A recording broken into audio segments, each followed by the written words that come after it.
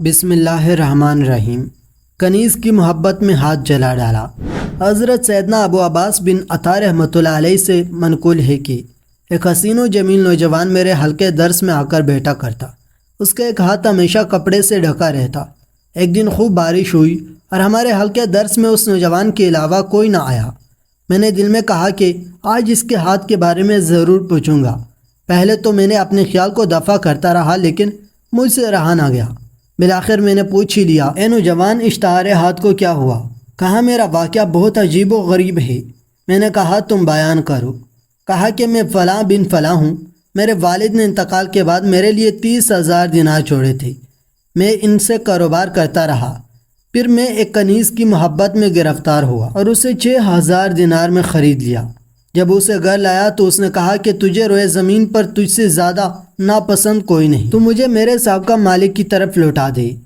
جب میں تجھ سے انتہائی بوجھ رکھتی ہوں تو اس حالت میں مجھ سے فائدہ نہیں اٹھا سکتا۔ میں نے اسے سمجھانے کی خوب کوشش کی، ہر طرح کی راحت و عیش کا سامان اسے مہیا کیا، لیکن وہ میری طرف بالکل بھی متوجہ نہ ہوئی۔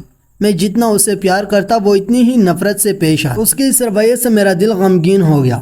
میں کسی بھی قیمت پر اسے دور نہیں کرنا چاہتا تھا۔ میں دن رات اس کے خیال میں گم رہنے لگا۔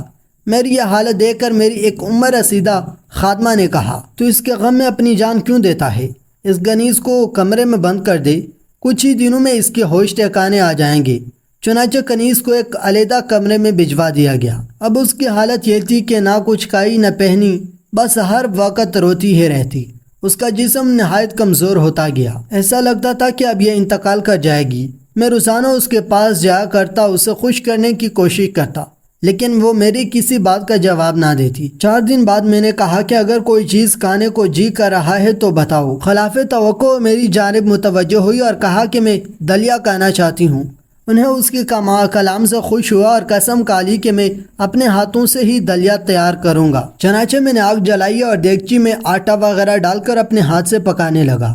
وہ کنیز میرے قریب آ کر بیٹھ گئی اور اپنی بیماری اور غم کے متعلق مجھے بتانے لگی۔ میں اس کی باتوں میں ایسا مگن رہا کہ آگ نے میرا سارا ہاتھ جلا ڈالا اور مجھے خبر تک نہ ہوئی۔ اتنے میں میری خادمہ آئی اور پکار کر کہا کہ اپنا ہاتھ اٹھا کر دیکھو، آگ نے جلا کر اسے بیکار کر دیا۔ میں نے چون کر ہاتھ اٹھایا تو وہ واقعی جل کر کوئلہ ہو چکا تھا۔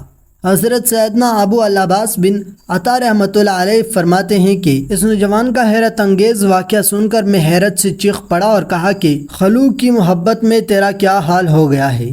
اگر ایسی محبت خالق حقیقی جل و جلال سے ہوتی تو کچھ اور ہی رنگ ہوتا۔